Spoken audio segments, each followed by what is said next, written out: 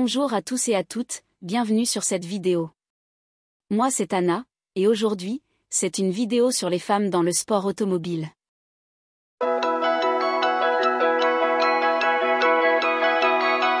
Déjà première question, pourquoi y a-t-il aussi peu de femmes dans le sport automobile? Parlons chiffres, selon la FFSA, la Fédération française du sport automobile, nous dit qu'en 2023, il n'y avait que 13% des licenciés qui étaient des femmes. Il y a plusieurs raisons à cela. En effet, les femmes doivent se battre davantage pour se faire une place en sport mécanique. L'un des nombreux obstacles tient à la dominante masculine, sans parler du sexiste latent. Jenson Button, pilote de F1 et champion du monde de cette discipline en 2009, a déclaré en 2005. Une femme avec des gros seins ne pourra jamais être confortable dans la voiture.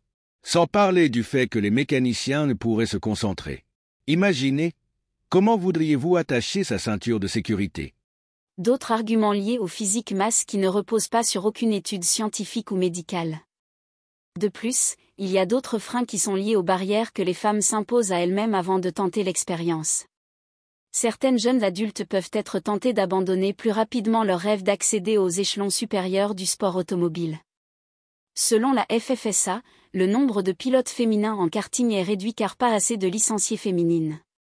De plus, Sébastien Vettel, quadruple champion du monde de F1 et retraité depuis fin 2022, partage aussi cet avis et dit. Il doit y avoir au maximum 10% de filles parmi les jeunes pilotes en karting. Pour qu'on trouve la championne, il faut que les jeunes filles soient plus nombreuses. Michèle Mouton, qui est une des pilotes féminines les plus emblématiques, affirme la chose suivante. Il est si important de motiver les jeunes à un âge précoce, de leur poser des questions sur les carrières et d'inspirer les filles avec des modèles qui peuvent démontrer que le sport a de multiples facettes, qu'il est diversifié et inclusif. Qu'il faut augmenter le nombre de jeunes femmes à la base de la pyramide afin qu'elles aient plus de chances de gravir les échelons du sport automobile. De plus, Madame Mouton est une des figures de proue de la commission féminine au sein de la FIA, Fédération internationale de l'automobile, et elle fut l'une des rares à avoir percé en sport auto en remportant 4 rallyes en 52 départs en WRC entre 1981 et 1982.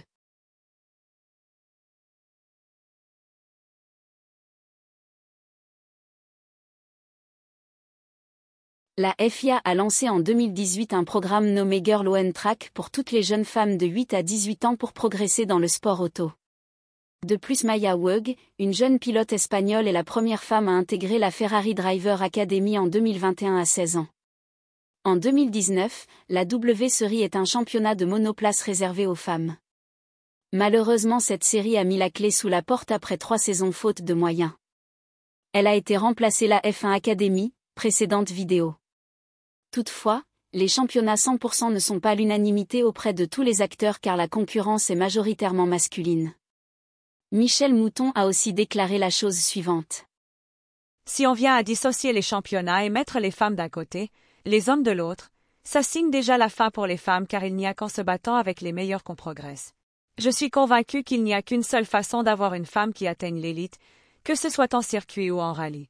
C'est qu'elle se batte avec les meilleurs, dès ses débuts.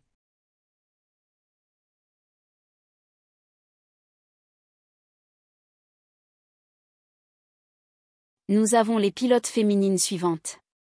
Camille Dugast, première française à participer à une course automobile, Paris-Berlin de 1901.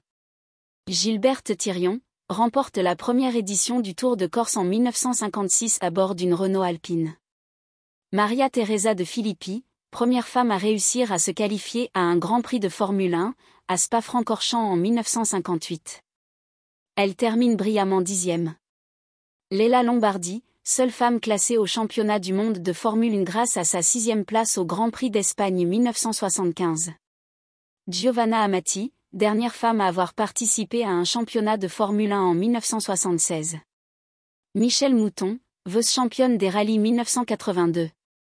À l'époque glorieuse du groupe B, elle affrontait, et parfois battait, les ténors qu'étaient Walter Röhrl ou Stig Blomqvist au volant de son Audi Quattro.